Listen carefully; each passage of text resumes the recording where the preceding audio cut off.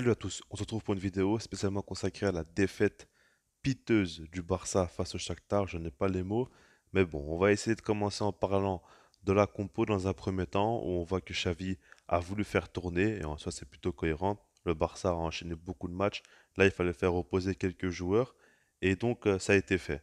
Maintenant, par rapport à ce qui a été proposé sur le terrain, aujourd'hui, le Barça ne joue plus comme un club qui porte un tel nom. Le Barça joue comme un club tout simplement novice parce que c'est pas normal. Le pressing a été tout simplement inefficace et vraiment très faible. Et puis on a vu que le Shakhtar a joué un meilleur football que le Barça. En première période, ils ont appris au Barça à jouer au football. On a vu de belles séquences et le Barça n'arrivait absolument à rien faire. C'est simple. On voyait Araujo et Christensen se passer le ballon l'un à l'autre pendant pas mal de minutes. Ça se répétait, ça se répétait. On voit les positionnements de joueurs très haut. Moi, je n'arrive pas trop à comprendre quand les intérieurs jouent à la même hauteur que les ailiers et que le numéro 9 pendant des phases de création. Ils ne décrochent pas un petit peu pour participer et ça fait que tu as Roméo et Gundogan qui sont chargés d'animer tout le jeu du Barça. Sur les côtés, Alonso, évidemment, jouer au football, c'est compliqué pour lui. Rafinha, réussir un contrôle et réussir une passe, c'est un miracle qu'il faudrait pour que ça arrive. Donc par rapport à tout ça, tu arrives dans une situation où personne n'est capable de faire quelque chose. Et Gundogan a fait un bon match, ok, mais il a dû tout faire tout seul. Et ça, c'est pas trop compréhensible. Et puis je commence un petit peu à en avoir marre de voir Ronald Araujo, que j'apprécie énormément, hein, mais toucher plus de 200 ballons par match, j'en ai marre. Ah mais sérieusement les gars, à chaque fois c'est lui qui est le premier relanceur, c'est lui qui touche énormément de ballons, c'est lui qui veut toujours forcer sur le jeu long et on comprend que c'est une consigne de Xavi. Au bout d'un moment, c'est pas normal, c'est impossible que Araujo lui-même se dise allez, j'ai envie de tenter une passe en profondeur ou quoi. Non, c'est clairement une consigne de Xavi et la consigne est horrible, mais malheureusement, ce n'est pas la seule consigne qui est horrible. Vous savez très bien que j'ai toujours énormément défendu Xavi, j'ai toujours cru en lui, mais je vous cache pas qu'aujourd'hui, c'est impossible de le défendre et c'est impossible de comprendre ce qu'il veut mettre en place. Alors moi, je veux bien que les joueurs eux aussi sont responsables. Je veux bien que la qualité de la pelouse est catastrophique. On peut chercher plein de choses comme ça. Maintenant, bon, la pelouse, Shakhtar, ils ont eu la même et ils ont su proposer du meilleur football. Ce que j'aimerais dire surtout, c'est que ouais, les joueurs, c'est vrai que par exemple, Ferran Torres, ce qu'il propose, c'est calamiteux.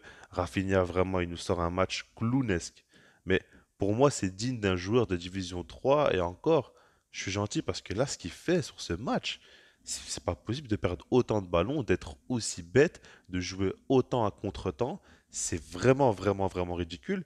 Et après, tu regardes, ben, Gavi est complètement esselé devant, il touche aucun ballon. Ça fait un petit temps qu'on voit que Gavi joue plus bas et apporte plus.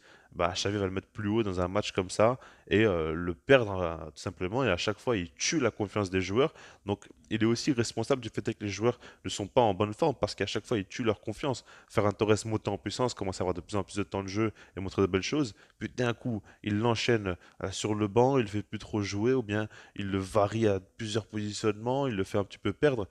Voilà quoi, c'est pas facile pour ces joueurs-là aussi. Et Xavi, je n'arrive pas à voir là où ils vont en venir parce qu'au final, on a une équipe qui est incapable de faire des bonnes sorties de balles, qui est incapable d'avoir des phases de création, des attaques placées avec du jeu en triangle, avec quelques petites combinaisons travaillées. En fait, non, on a l'impression que tu veux donner le ballon aux joueurs et il doit faire la différence. C'est très théorique, c'est très scolaire ce que le Barça propose. Et à chaque fois, ben, au final, tout dépend des apports individuels des joueurs et non pas du collectif. Et c'est pour dire tellement, voilà quoi, le système ne fonctionne pas du tout. Alors on voit des entrées, on voit Pedri, Baldé, João Félix, Lamine Yamal entrer, ils font beaucoup de bien parce que c'est des joueurs nettement supérieurs à ceux qui sont sortis. Mais c'est pas suffisant. C'est pas suffisant parce que bah là tu te trouves dans une situation où tu joues face à un bloc bas, à une équipe qui va gagner du temps, qui n'a plus rien à perdre dans ce match-là, ils ont tout à gagner et ils ont l'avantage psychologique et puis il ne faut pas leur en vouloir. Le Shakhtar, on connaît très bien la situation du club, on sait qu'ils n'ont même pas pu jouer à domicile, ils ont joué à Hambourg dans un stade neutre. Évidemment que pour eux, la victoire, c'est un miracle, c'est exceptionnel, donc il n'y a pas de jugement de valeur à avoir par rapport à ça. Fautif, c'est tout simplement le Barça, c'est Xavi, c'est aussi les joueurs qui n'ont pas forcément été au rendez-vous. Maintenant, pour moi, Xavi, là, il enchaîne quand même des matchs où dans le jeu, c'est calamiteux.